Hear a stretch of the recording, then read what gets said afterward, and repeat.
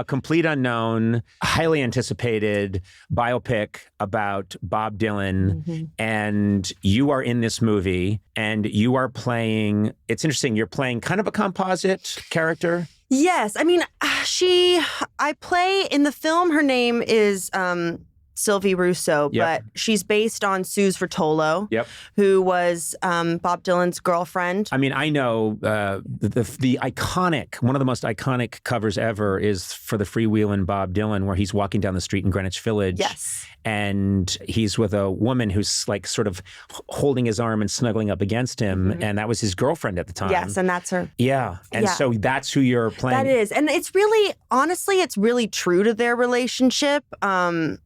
It's just her name is different. That's the only thing. And I think it was actually out of a request from Bob Dylan himself, because everyone else's name is what their name was. Except for Timmy, who plays Dob Billin. Yeah, yes. He's a folk singer, but everything's a little off. Exactly. He sings Glowin' in the Wind. Stand, lady, stand. Stand, lady, stand. Stand, lady, stand. Do not sit long. You must stand. Stand, lady, stand. Everyone else, well, first of all, I am so excited to see this film, and I would think, because also I'm fascinated with that period. We're talking 1961, 61, around that era, in the Village. And I've always thought, clearly, there are times in American, not just American history, in all world history, there are times where there's a moment that happens in a city that's organic. It happens in a place.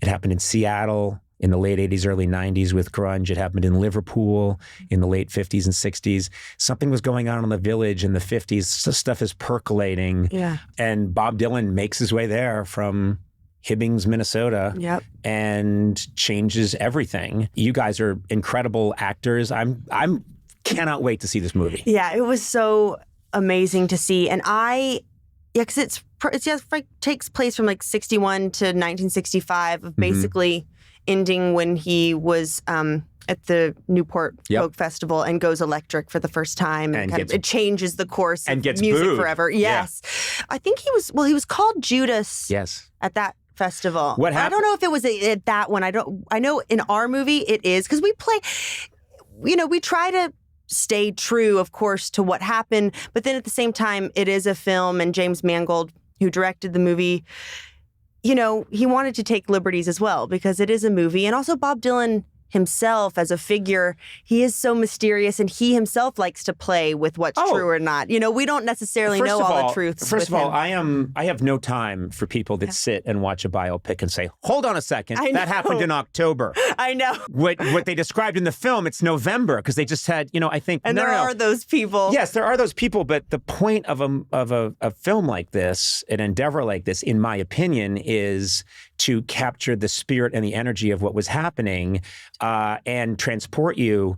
It is not a visit to the IRS where you have all of your documents ready. But what is interesting to me is I had the chance to do something at the folk festival this summer. I got to play there with some other musicians, and it was such a mind-blowing experience. But I got to be in the spot where all of that happened. And what's so amazing is you look at our culture now, and I mean, it's just the way things go, but the stuff that happens in entertainment that is so out there and so explicit and so crazy, and you realize that Bob Dylan basically just plugged in his guitar and played electric at a folk festival, and someone in the crowd shouts, "Judas!" Yes. Because I mean, it's so preposterous now and so laughable, but there are these famous stories of he's playing and Pete Seeger's backstage with an axe trying to cut the electricity cable. So they say. Yes. Again, so they say, but you think about, Pete, rap hasn't shown up yet, like funk, rap. I mean, there's all this stuff that's going to blow your mind. He's still playing folk with an electric guitar. Exactly. And it just takes that kind of one person to be daring enough to change, you know, and step outside of the box. He risked, I mean, he disappointed his core fan base, which you're never supposed to do. Right. I've done it many times. I think I'm very brave. But I think I'm very brave. yes. And if that can be the pull quote from this interview. What did Elle say about the movie? Well, Conan kept talking over her and he kept shouting, "I'm very brave." And don't sell yourself short. You've disappointed all of us as well. Well, I was calling, listen, you are my core fan Oh, base. no. That's You the changed bad the news. core. No. Yeah. Oh, man. But I would think. We're going to host the Oscars. I know, yeah, I know. Insane. I know, but they'll. That's exciting. It's exciting, but I think after this interview, they'll revoke it. They'll say, "Conan, did you shout 'I'm brave' at Elle Fanning?" I would think Elle. I mean, I was born in '63, so this is ancient history to me because I wasn't connected to it in any way.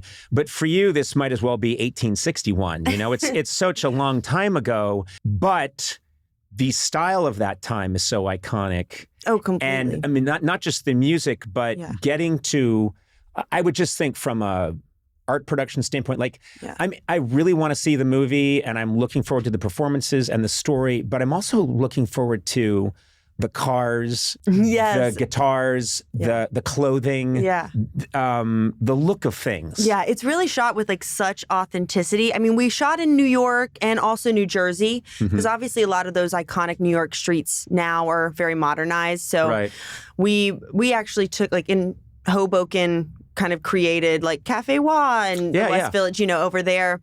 And Ariane Phillips did our costumes and she's just absolutely incredible. I think Timmy had like 70 outfit changes because it really goes from him like starting Robert Zimmerman to Bob Dylan. Like you see him as someone from Minnesota who like literally just got off the bus and seeing New York for the first time. So there's such an evolution that he takes in the film. And I was a huge, I saying this, it's like, oh gosh, I hear how I sound, but it honestly is true. But I was a huge Bob Dylan fan because Cameron Crowe, We Bought a Zoo with him when I was 13. I think that's what I came on your show for the first time.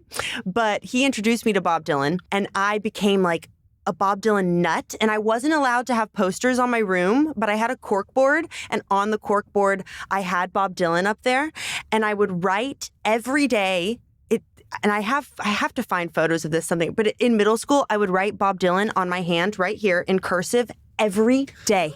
Wow. Like weird. But also, you know what? I don't know why I also did that. I think I was like, I'm cool, you know, I like Bob Dylan. And in middle school, I was like, you don't know who he is, you know? And I'm like, I do. But I did that. And I really did. So I feel like I manifested like getting this part. It's kind of wild. Well, you manifested it. Yeah, people You manifested it. Kids in school were like, what is that? Who is that? I'm like, you don't know. Wow. You sounded like an awful kid. I know. I was just more like, I love that. You don't know, do you? Well, I wrote his name on my hand and you couldn't possibly know. Exactly. What kind of kid were you? Well, bye-bye now. Yes. I know, but I was very excited about doing this. I was like, what? When they came to me, I was like, people have dream boards where they're supposed to, right? You're supposed vision boards. Vision boards where you're supposed to, your hand was your vision board. That's right. You were just manifesting things. Totally. I mean, the movie they'd been trying to do for a while and with the strike and COVID and like Timothee's been training for it for like 5 years now. So he sang everything live. He did the guitar live and it was really kind of amazing, like hearing him for the first time. Like it was extraordinary. And we were in... It's so funny when you said he'd been training really hard, I thought he went the Marvel route. Yeah. And so he shows up as this completely jacked and he just misunderstood. Bob Dylan just all roided up. Exactly. V-shaped torso. Yeah. I'm all set to go. I put on 150 pounds of muscle. Well, now we need to do your algebra. Come on.